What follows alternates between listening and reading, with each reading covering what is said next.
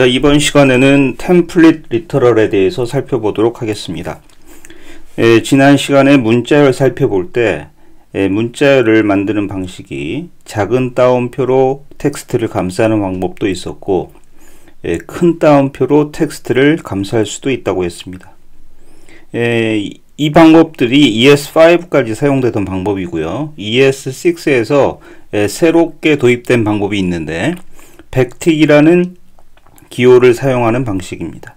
자, 백틱은 자판의 탭키 위에 있는 기호입니다. 작은 따옴표랑 거의 유사하게 생겼죠. 자, 템플릿 리터럴이라고 하는 말은 이 백틱 기호로 문자열을 만들었을 때 보다 이전의 문자열에서는 제공하지 않던 다양한 편리한 기능들이 제공되어집니다.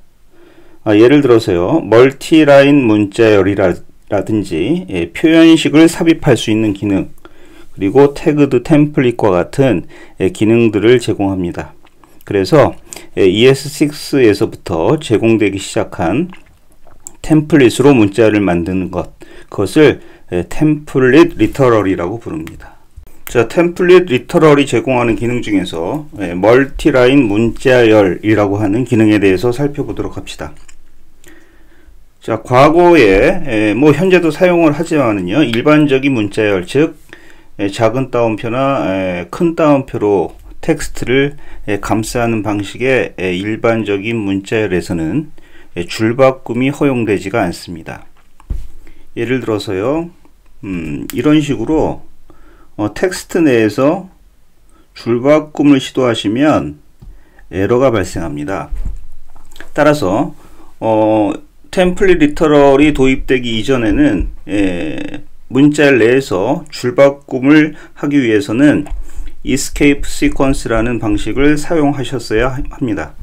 자, escape sequence는요, 백슬래시 뒤에 숫자라든지 문자를 사용을 해서 특수한 역할을 하는 문자를 문자열에다가 삽입할 수 있는 기능입니다. 예를 들어서 역슬래시 n을 문자열에 삽입하시면 줄바꿈이 됩니다.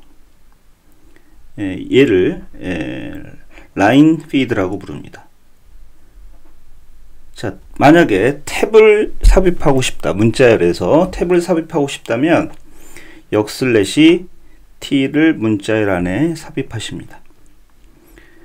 이런 식으로 escape sequence를 사용하지 않으면 ES5에서는 문자열 내에서 우리가 엔터 키를 쳐가지고 인위적으로 계행을 할 수 없었기 때문에 escape sequence를 사용해야 하는 그런 불편함이 있었다는 얘기죠.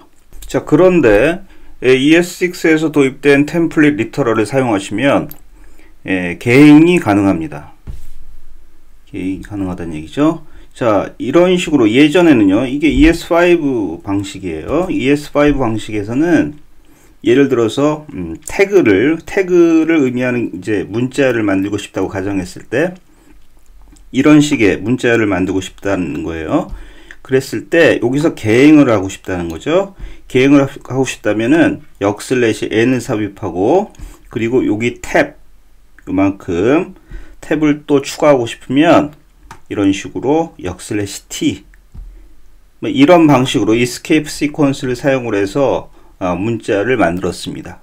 그러니까 가독성도 보기 안 좋고 만들기도 좀 번거로웠죠. 그런데 ES6의 템플릿 리터럴을 사용하시면 이런 식으로 문자열 내에서 그냥 엔터키를 사용을 해서 계행을 할 수도 있고 탭키를 입력하셔서 탭을 추가할 수도 있습니다. 그러면 계행이라든지 탭이라든지 이런 공백 문자들이 그대로 반영이 되기 때문에 이전 방식보다는 더 편리하게 문자를 만들어낼 수가 있습니다. 자, 템플릿 리터럴에서 추가된 편리한 기능 하나 더 살펴보도록 합시다. 자, 표현식 삽입이라고 합니다. 문자열 내에 표현식을 삽입할 수 있는 기능이에요. 자, 문자열은요, 문자열 연결 연산자라는 것이 있습니다. 자, 더하기 기호인데요. 요 더하기 기호를 사용하시면 문자열과 문자열을 연결할 수가 있어요. 자, 예를 들어 보면, 자, first라는 변수가 있고 last라는 변수가 있습니다. 둘 다 문자열을 값으로 가지고 있어요. 자, 그런데 이러한 문자열을 만들고 싶은 거예요. 지금 그러면 이 변수와 이 변수에 있는 값을 사용을 해서 문자열을 만들고 싶다고 하면 이러한 문자열을 하나 만들어 주시고, 그리고 문자열 연결 연산자를 사용을 해서 이런 식으로 문자열을 이어나갈 수가 있었습니다.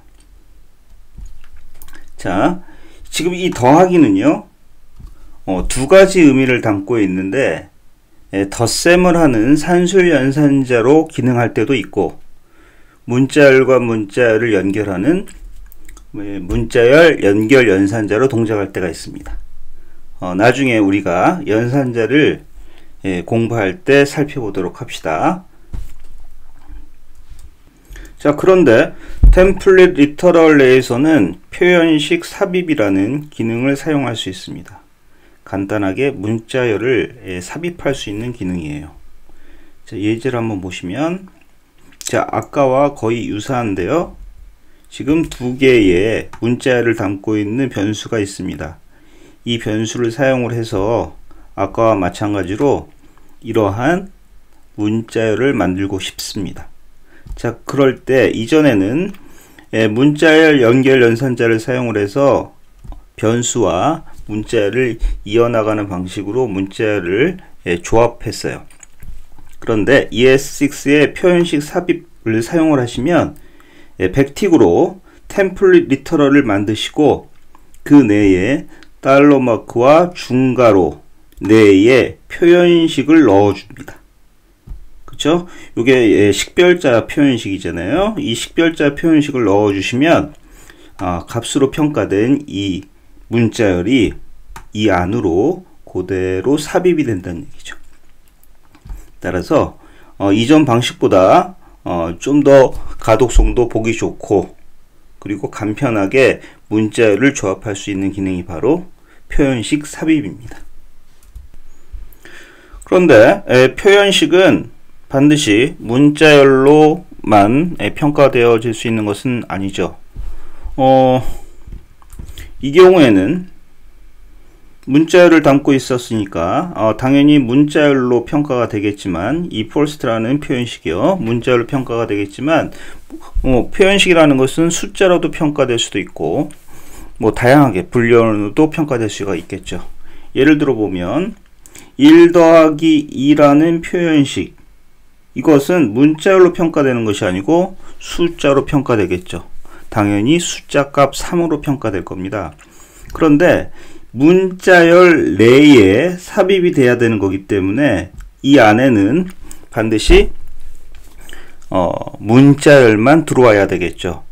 따라서 표현식이 평가되었을 때 문자열이 아니더라도, 즉 숫자 값이나 불리언 값이나 이런 값들이 들어온다 하더라도, 평가된다 하더라도 모두 암묵적으로 다 문자열로 평가가 되어서 삽입이 되어지게 됩니다. 따라서 이 경우에는요, 1 더하기 2 해서 숫자 값 3이 삽입되는 것이 아니고 문자열 3이 삽입돼서 결론적으로는 이러한 문자열이 만들어진다는 얘기죠.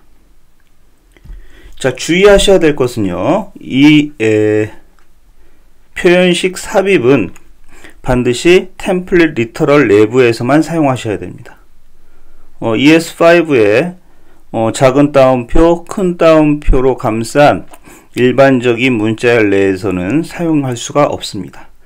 만약에 일반적인 문자열 내에서 표현식 삽입을 사용하시면 이와 마찬가지로 그대로 문자열로 취급되어져 버려요.